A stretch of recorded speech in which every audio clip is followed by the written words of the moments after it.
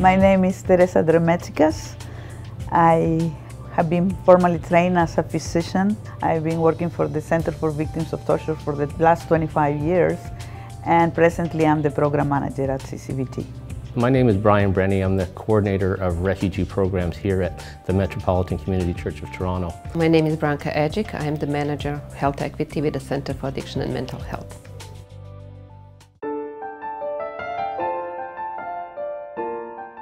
Mental health is influenced by a range of social, biological and psychological factors that interact with each other. Pre-migration factors refer to situations or events they experience in their countries of origin, events that happen during their escape. Post-migration factors, events or experiences that happen in the new country. Migration factors that include often traumatic events do affect people's mental health, ability to speak language, access to education, access to jobs, housing, social support, income are among the major factors that influence refugees' health and well-being. There is a very close relation between the experience of torture and war and mental health. The basics are all disrupted.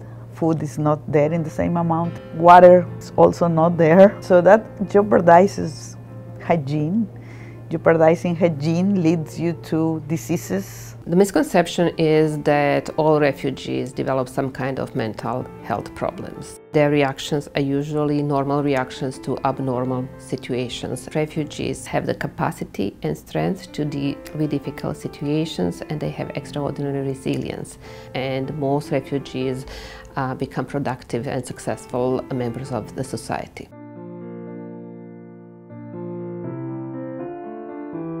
There are certain groups of refugees who are at higher risk of developing a mental health problem than others. Those groups involve people who experience severe trauma, victims of torture, people who were imprisoned, people who experience severe deprivation, people who had a pre-existing mental health problems, and those who have no family or social support. The refugee experience involves a series of situations more or less prolonged in every different case that involve fear, having to endure horrible situations, horrible trauma, horrible experiences of death and loss. Prolonged incarceration may involve malnutrition, even if the country is not a war-torn country. Torture most of the times happens during war, but there are many cases where there are countries not at war that are practicing torture, and the incarceration for prolonged periods of time in horrible situations inside the jail have detrimental effect on the health of refugees. Being in the receiving end of torture and aggression in the body leaves tremendous scars. There is an imprint of a memory in the brain that when this memory is evoked, sensations that make it difficult for the person to make the transition, that they are not anymore in that trauma stage. Imagine how difficult it is to function if you are still thinking that the trauma is happening or you haven't made that transition. People from different countries arrive in Canada in different ways. The experience is different. And the settlement, of course, is going to be different too. If somebody arrives here after spending 3 or 4 years in a refugee camp, it's prolonging the exposure to trauma. It's important to look carefully what is the luggage that the person is bringing.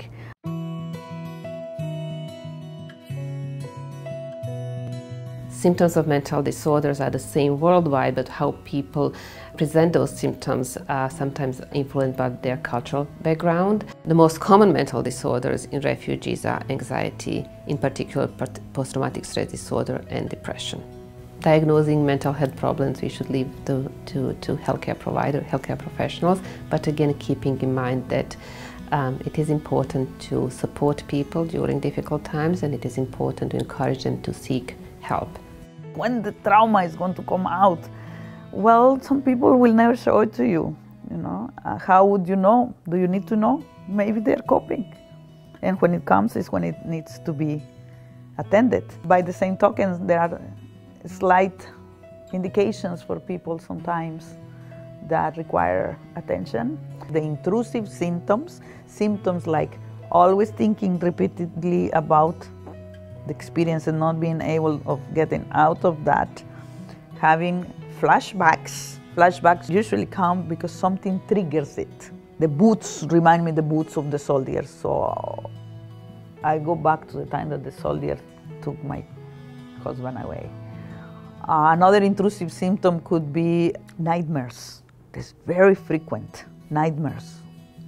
They relieve the whole thing. It's relieving the trauma in different ways, whether by thinking of it and knowing that they are thinking, but when they disconnect and it's not just thinking and they're having a flashback, it's also intrusive, right? But it's a kind of a continuous of what happened in the intrusive criteria of symptoms.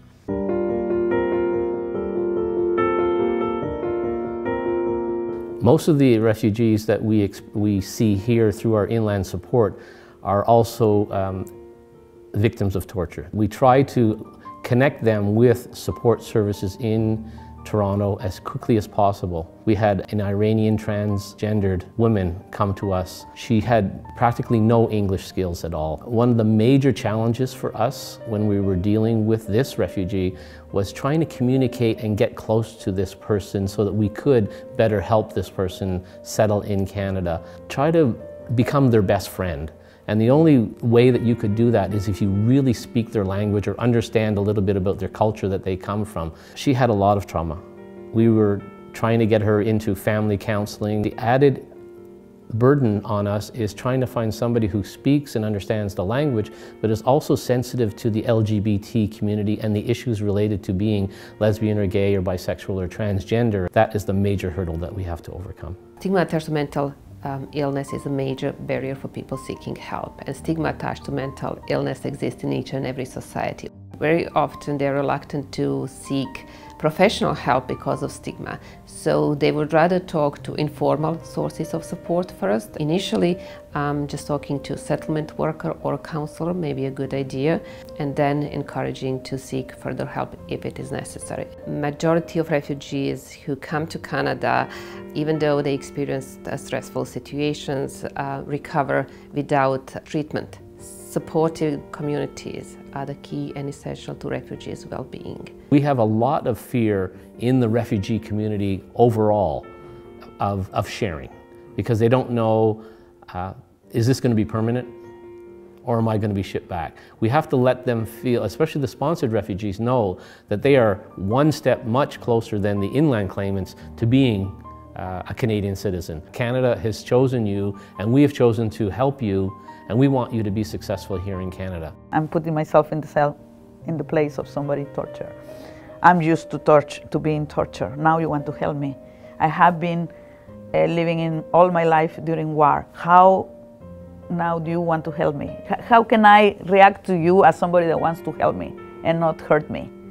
That is the difficulty that many individuals face. Settlement in itself, even in the absence of trauma, even if you are not a refugee, you go through cultural shock, you go through the differences in way of life as you know it in your country of origin. So when you have these experiences of prolonged trauma, it adds layers to the difficulties and barriers that the clients are going to face to settle.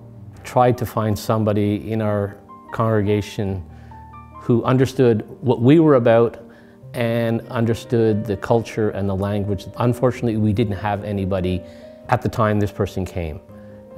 Realizing that, you know, we get a call from a sponsorship agreement holder and say, we've got an important case, we've got an urgency case, an Iranian transgendered woman, can you help? Of course we want to help. They're an LGBT, we want to help. Unfortunately, we didn't think it through far enough, I think, or we had hoped that maybe this person had a better English comprehension than they did, because if we had more planning, we would have been able to solicit more resources out in the community. Because of her hard life that she had been through, coming through the refugee system, that she just felt she couldn't trust anybody, no matter who it was. Some of them have it very clear. Very, very clear. For some reason, they come to you and they say to you, why you want to send me to a psychiatrist? I'm not crazy. Crazy is the person that did this to me. That's the person that needs to go to a psychiatrist, not me. How do you work with it when you know that it's true? The other one is the one that did the abnormal, but this person is affected and needs help, because at the same time switches from that to being suicidal or to being extremely depressed. Well, you have to work it slowly, validate, again, acknowledge, yes, you're right, but the reality is that he injures you, and that perhaps you need to look into those injuries. Just the way that you would look to injuries that you would receive in a traumatic accident, in a plane crash or in a car crash, right? Even though we tried to do our best, we had a team of settlement volunteers working with her, able to bring her to appointments, making sure she went to appointments, but she got into a very depressed state in Canada. And the mental health facilities that we had placed her with, and she kept telling us that they were making progress, but because of the confidentiality between the doctor being able to share, we were not able to understand the depths of her depression, and she was unsuccessful. There are particular worries: housing, job, training, registering the kids for school, worrying for the children, how they are adapting in the school, or maybe the person is not that worried about what happened to his own flesh and blood, but his own flesh and blood in the shape of a child that is still back home. There may be need to involve more sponsors to sponsor more members of the family, because you brought one person that was in immediate danger, but there's others also.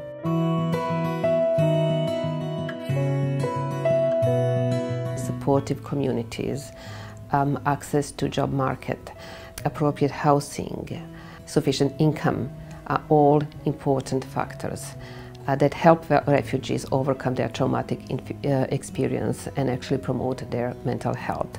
Building a support network for the individual will help in stopping the deterioration of mental health.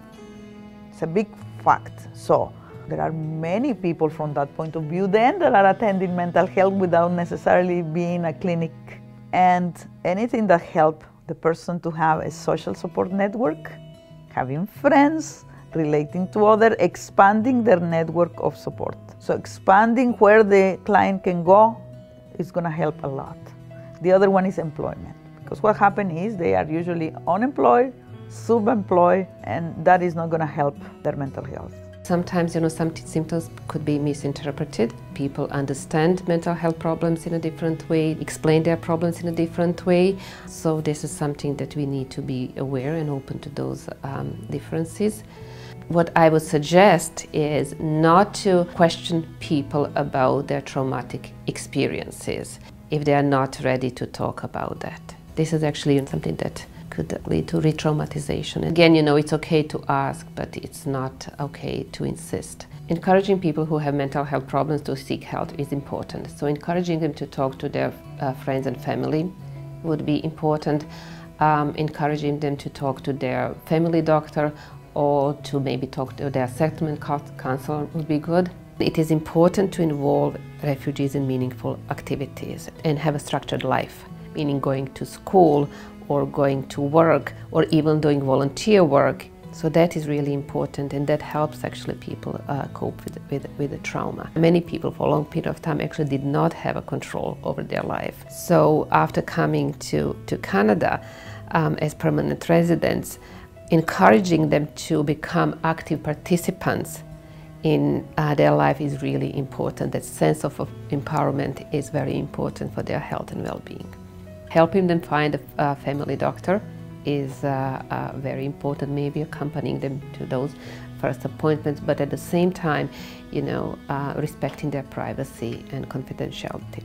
Also be open to differences, because people from different cultural background have different norms, values and beliefs. In some cultures, openly talking about personal emotion and problems may not be culturally appropriate. The sponsor shouldn't hesitate to recommend this help early, without making it sensationalistic.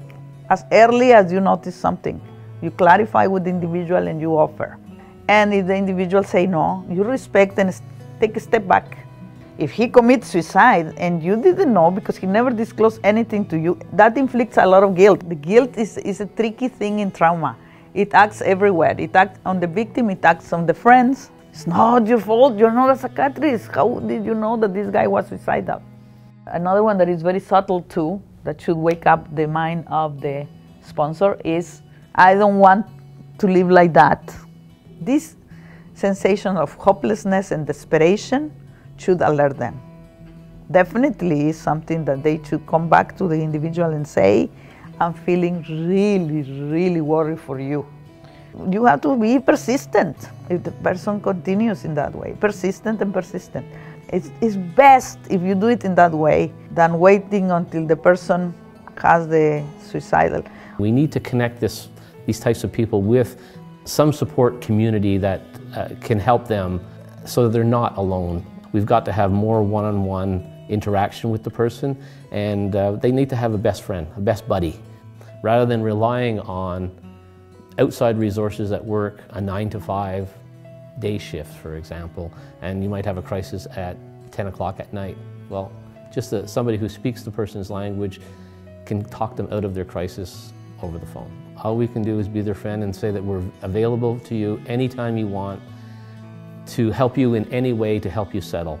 Some people are going to be stronger and be able to go on their own a lot earlier. Some people will need a year or two to settle into Canada. Mental health problems do interfere with people's ability to learn new language.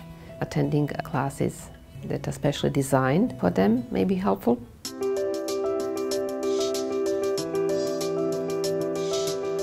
The motivation is the next case. The next case is going to be a successful case. The team that was responsible for the transgendered female, that team was very devastated at her not being successful. There are still some from that team who still volunteer in the settlement area because they know that the next case is the case that needs them.